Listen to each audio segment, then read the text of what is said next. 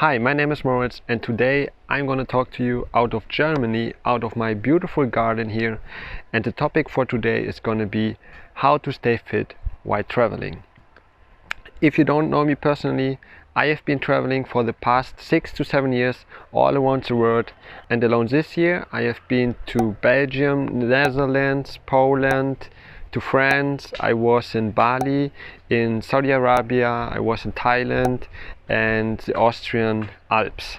Yeah, as you can see, I can hopefully give you many advice on this topic. For a long period of time I wasn't interested in this topic at all.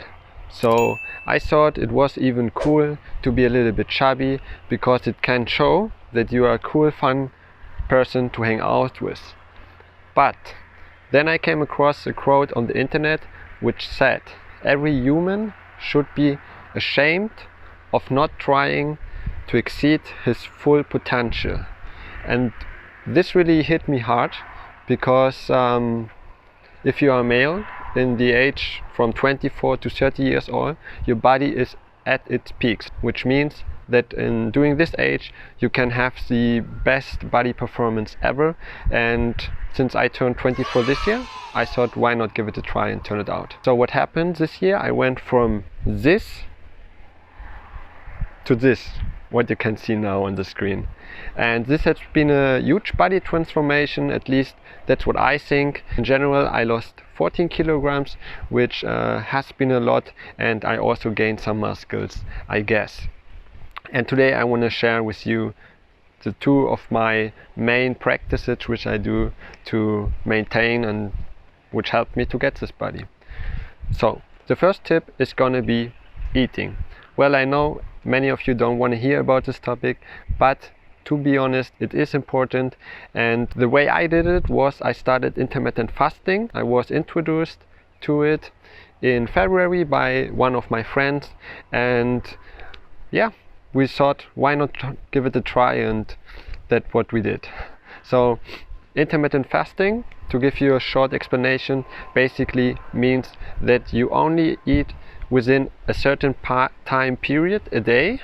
For us, we started with 10 days, then we exceeded to 12, 14, and now I am fasting for 16 hours a day, which means I eat from 10 a.m. in the morning to 6 p.m. in the evening. During this time period, you can eat whatever you want. You don't have to cover back, but the main benefit of this eating method is that your body has enough time to proceed everything what you eat and to digest everything properly, in order to don't have to save everything as fat on your body. So this has been the first practice.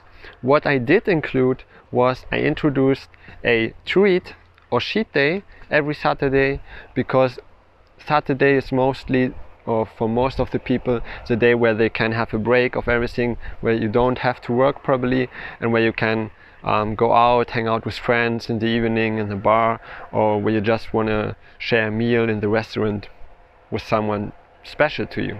So Saturday has been the day I choose for me. Sometimes it varies throughout the week, but I try to have only one of those treat days a week. And the second tip for me has been exercising, of course. So exercising will be important.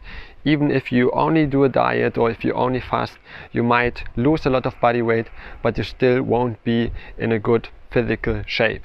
So what I do here is I recommend you only to train within 10 to 30 minutes a day. What? Only 30 minutes a day? How is it possible? Well, let me explain to you now. I have figured out that one option, or the most common option for most of the people, is to go to the gym, to train 1.5 hours, to really exceed yourself, to exhaust your body to the max, and then be exhausted for the next 2 days. You probably have muscle pain everywhere, you feel exhausted and tired, and then it becomes even harder to go back to the training once your rest days are over. So instead I figured, why don't just train a little, but each and every day. What worked for me perfectly is, as I said before, 30 hours maximum. And yeah, I am happy with the results. So what I do here is I do the abs training every 2 days. Other days I would train my back, my shoulders, my breast, my chest muscles. And what I missed out a little bit has been my legs, but I am on it now, and I hope that the results can be shown there very soon as well. So yeah, that has been my training. I don't exceed it too much. And also, if you train every day a week except cheat day, which is on Saturday, then you also have around 3 to 3.5 hours of training each day, which would be very similar to a regular training in the gym. So it's basically the same time, you are less exhausted, and the results will still be the same to you. So this has been my experience. First of all, to summarize it, was to eat properly, right? You will see that in the beginning it might be difficult for you, but in the end it will become easier and easier. The second point for me was to start training, and as I mentioned before, I started very slowly here. Why did I do this?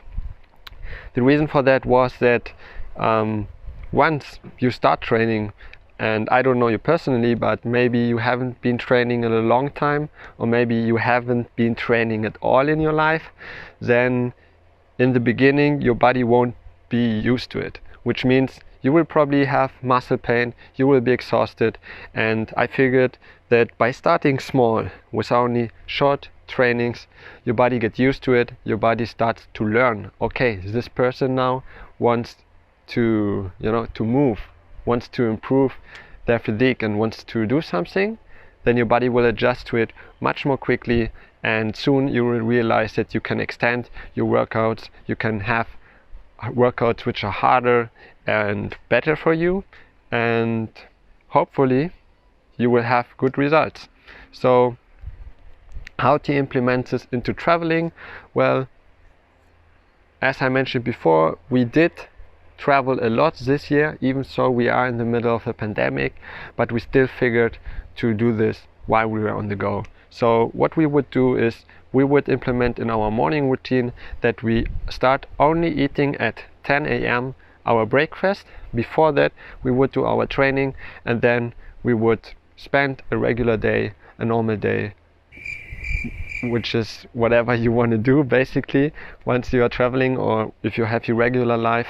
And then of course we would intend to have our last meal around 6 p.m.